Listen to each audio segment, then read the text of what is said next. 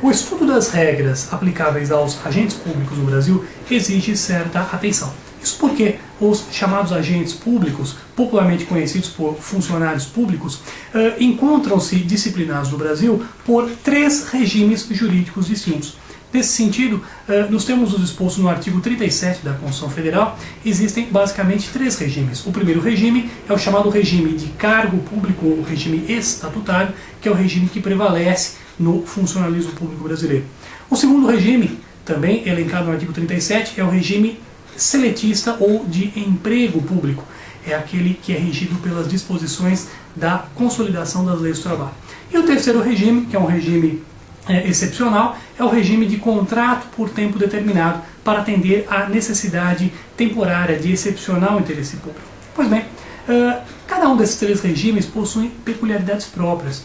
O primeiro regime, que é o regime estatutário de cargo público, é aquele em que o agente público, ao ingressar na administração pública, ele passa a ocupar um cargo, ele passa a ocupar um lugar certo e determinado na estrutura jurídica da administração pública.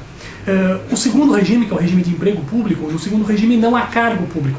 Uma vez que o agente público ingressa na administração pública, a sua relação, o seu vínculo jurídico com a administração pública passa a ser regido pela consolidação das leis do trabalho, mediante registro em carteira de trabalho, através de um regime próprio e sendo denominado empregado público. E o terceiro regime, que é um regime temporário, excepcional, que visa atender a uma necessidade de excepcional interesse público da administração, por exemplo, a alocação de mão de obra para a realização de um censo ou para atendimento a uma determinada necessidade pública excepcional, uma calamidade.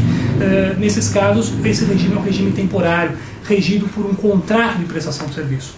Pois bem, nos 3 casos, a regra geral, em princípio, é a seleção pública em atendimento ao princípio de isonomia, a seleção mediante o concurso público de provas ou de provas e títulos, dependendo da complexidade do cargo ou do emprego.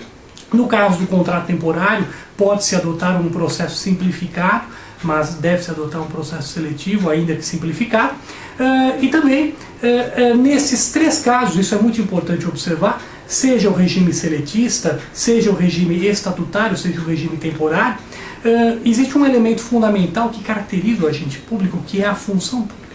A função pública nada mais é do que uma atribuição de competência específica na estrutura da administração pública. Isso significa que, seja estatutário, seja seletista, seja temporário, o agente público em si ele é caracterizado pela função pública. É interessante porque em algumas normas do direito, por assim dizer, em geral, e dos mais variados ramos do direito que tratam dos agentes públicos, existe esta preocupação. Até mesmo no Código Penal, no seu artigo 327, quando se define o funcionário público, existe um realçamento da necessidade da função pública. Então a função pública é o elemento que vai, por assim dizer, caracterizar o agente público. É a atribuição de competência específica na estrutura da administração pública que irá caracterizar o agente público dentro da estrutura da administração pública. E nesse contexto é importante observar que existem até mesmo situações no direito brasileiro em que uma determinada pessoa poderá ser considerado legalmente agente público sem, no entanto, possuir cargo ou emprego público ou contrato temporário. Um exemplo disso são os mesários que atuam no pleito eleitoral, que não possuem cargo, não possuem emprego público e tampouco contrato temporário, mas que exercem uma função pública. Da mesma forma, os jurados do Tribunal do Júri também exercem uma função pública. Então isso demonstra que, na verdade, o que irá caracterizar o agente público é primordialmente a função pública, independentemente do regime jurídico que o vincule à administração pública.